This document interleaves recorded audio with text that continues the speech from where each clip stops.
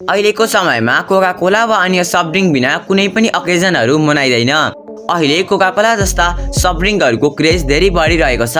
आजको भिडियोमा म यस्तै सफ्ट ड्रिङ्कहरूको बन्ने प्रोसेसका बारेमा तपाईहरुलाई बताउने छु। सुरु गरौँ है त आजको हाम्रो यो इन्ट्रेस्टिङ भिडियो। कोका कोला कम्पनीको विश्वभरि धेरै पहुँच भए तापनि यसले मुख्य गरी बेभरेज कन्सेन्ट्रेट मात्र बनाउने गर्दछ। यसमा phosphoric acid, caffeine, caramel colour र नेचुरल फ्लेभरहरूको उपयोग गरिन्छ। तर यसमा उपयोग गरिने नेचुरल फ्लेभरहरू भने विश्वमा 2 जनालाई मात्र थाहा छ। यसरी मूल कम्पनीले बनाएको कन्सेन्ट्रेट अन्य कोका कोला कम्पनीहरूमा पुर्याइन्छ। यस्ता 2 वटा कन्सेन्ट्रेटको टबबाट करिब 5 लाख लिटरसम्म कोका कोला बनाइन्छ। त्यसपछि पानीलाई विभिन्न माध्यमबाट शुद्ध पारिन्छ। यसमा मुख्यतया फिल्टर, सोडिस, रासायनिक विधिहरू प्रचलनमा रहेको छन्। त्यसपछि कोका कोलाको सिक्रेट सल्युसनसँग शुद्ध पानी र सुगर मिसाइन्छ।